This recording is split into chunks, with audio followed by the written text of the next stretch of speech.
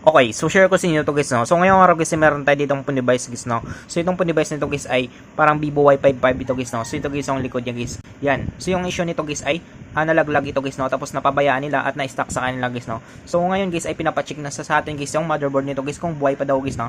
So check natin guys at gagawa na rin natin guys ng video natin guys, no. So try natin guys i-charge. So matagal na ito daw, mga nasa ano na ito guys, nasa 6 years na. Yan. So wala siyang response guys, no. So possible guys na drain guys ang battery nito guys, no. So check na lang natin guys yung battery nito kung buhay pa. So pwedeng battery guys ang issue nito guys, no. So sa katagalan kasi guys ay pwedeng nasisira guys ang battery nito guys, no. Kapag matagal na guys na hindi ginagamit at hindi nakakargahan guys. Yan. So ang gagawin natin dito guys ay bubuksan natin guys yung unit nito para ma-check natin guys yung motherboard nito kung meron siyang shorted guys, no. So una natin gagawin dito guys ay tanggalin natin guys yung SIM tray niya. Yan. Para mabuksan natin ito guys yung unit na ito. So matigas na rin guys yung ano niya guys, no. Yung tusukan nito. So linisin na lang natin yan. Yan. So sunod natin dito guys, pwede yung gumamit guys ng pang opening tools nyo guys or pwede yung gumamit guys ng kuko nyo guys, no. So sa akin guys ay prepare guys gamitin guys yung kuko guys. So papakita ko sa inyo guys kung paano natin buksan guys, no. Gamit guys yung kuko natin guys. Yan. So simulan natin.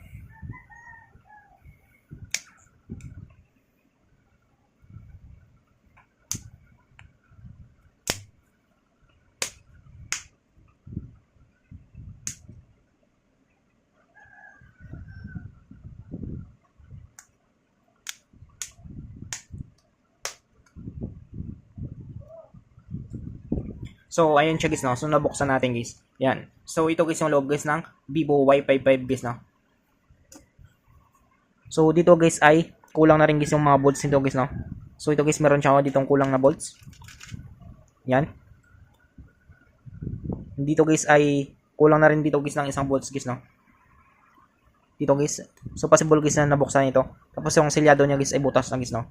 Yan. So, makita nyo guys. So possible guys na repair na to dati or na ipa-check na nila ito guys, no. So ngayon guys ay check rin natin guys. So tanggalin natin guys yung tape dito.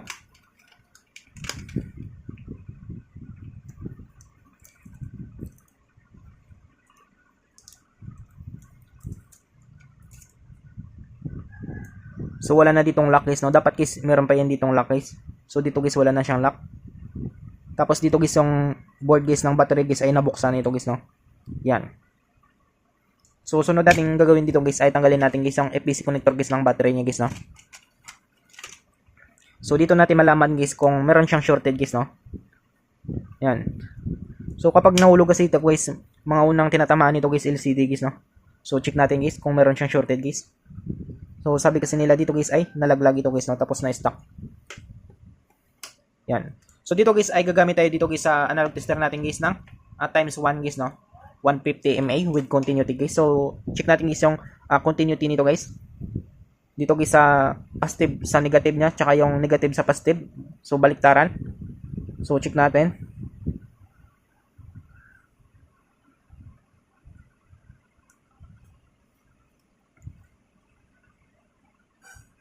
So ayun siya guys yung positive niya guys, no. So malakas guys yung palo niya guys. Yan.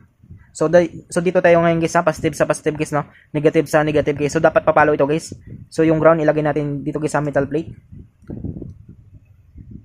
Tapos yung positive lagay natin guys sa positive. Yan. So makita nyo guys, dapat papalo yan siya. Yan. So dapat papalo yan siya guys.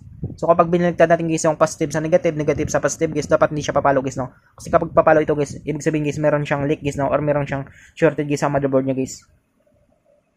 Yan. So yung positive lagay natin sa negative, tapos yung negative lagay natin sa positive. Yan. So makita niyo guys na hindi siya pumapalo. Yan. So try natin guys sa beep natin. So malalaman rin natin sa beep na ito guys, no, kung tutunog siya guys. So lagay natin ulit guys sa positive, negative sa negative guys, no. So dapat tutunog ito guys, no. Yan. So ano nyo guys. So kapag binaliktad natin guys, dapat hindi siya tutunog guys, no. Yan. So nagtunog siya guys pero once lang guys, no. Ibig sabihin guys ay good board guys yung motherboard nito guys, no. Yan. So wala lang siyang display guys. So possible guys na LCD guys yung tama nito guys, no. So check rin natin guys yung battery nito. So tanggalin natin guys yung tape nito. So check natin guys yung battery niya kung buhay pa ito guys yung battery nito guys, no. Pag meron pa siyang palo.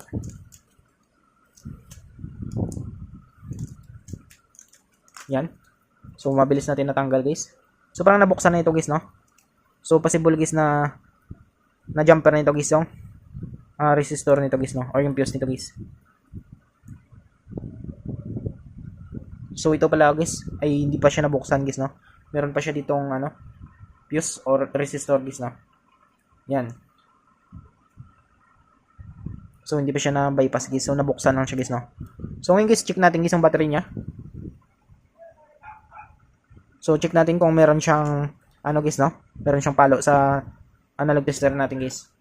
So, dito, guys, gagamit tayo dito, guys, ng direct current voltage, guys, no?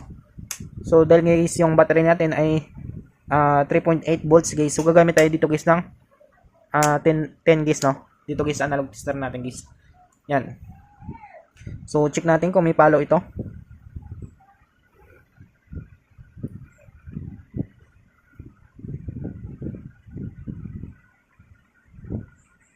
So, ayan siya, guys, no? So, may palo siya. So, ibig sabihin, guys, ay goods, guys, yung battery nito, guys, no? Yan. So, okay, guys, yung battery niya, guys. Meron pa siyang palo, guys. Yan.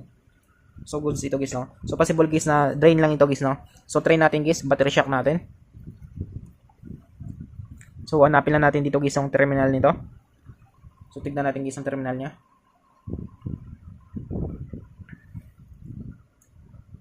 So, ito, guys, Vivo. So, hindi lang siya kasukat, guys, no? So, hindi siya kasukat, guys. So, ito, guys, check natin.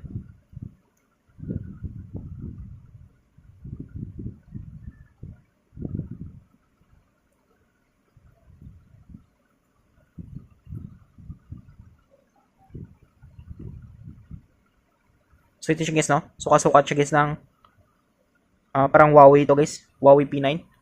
Yan. So, kapag hindi siya kasukat, guys, katulad nito, dito, guys, sa Vivo niya, dahil ito, guys, ay Vivo. So, hanapan nyo, guys, ng terminal, guys, no? Na magkasukat siya, guys. Yan. So, try natin, guys, battery shock natin. So, dahil, guys, ay matagal na ito, guys, sa owner. Yan. So, yan siya, guys, no? Meron siyang palo, guys, sa active panel natin. So, sign, guys, na goods pa, guys, ang battery nito, guys, no? So, battery shock lang natin, guys. Mga ilang minutes lang.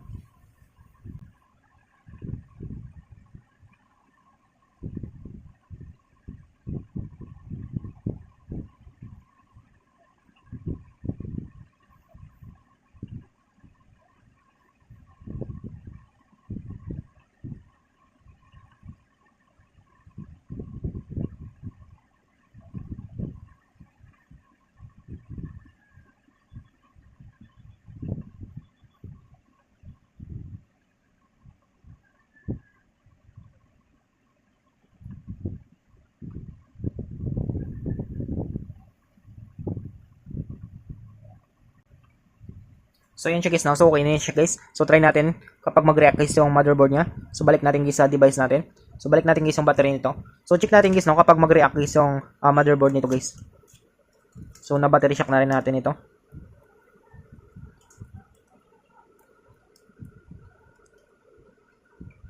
So, try natin, guys, panda rin. So, dapat, guys, ay mag-react, guys, yung motherboard nito, guys, no? Kasi nga, na-test natin, guys, ay good board, guys, no? So, dapat mag-react ito, guys. Yan. So, kung ano nyo, guys, no? Kung marinig nyo, guys, nag-vibrate siya, guys. Ang problema lang dito, guys, ay wala siyang display, guys, no? Yan. So, possible, guys, na yung tama nito, guys, ay LCD, guys, no?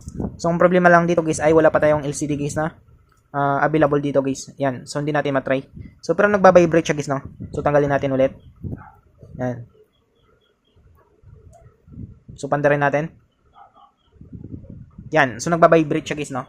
Ang problema lang dito, guys, ay wala siyang display, guys, sa LCD niya, guys, no? So, possible, guys, na LCD ito, guys, ang tama nito, guys. Kasi kapag nababagsak, guys, ang phone device natin, so, pwedeng tinatamaan, guys, yung LCD talaga, guys, no? Sensitive kasi, guys, yung LCD, guys, ng mga Android phone device natin na ito, guys. Yan. So, ganun lang kadali, guys, no? Kung paano natin ma-check. So, try natin sa schematic natin.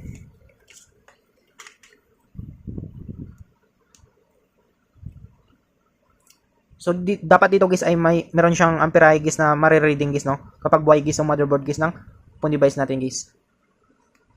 Yan. So, kung makita nyo, guys, no? Meron siyang reading, guys. Yan. 0.3, guys. Meron siyang reading sa schematic natin, guys. Yan. So, kumakarga siya guys ng Ampere. So, possible guys na buhay guys yung motherboard guys ng phone device nito guys, no. Yan. So, ganun lang kadali guys, no, kung paano natin guys ma-check guys yung phone device natin guys.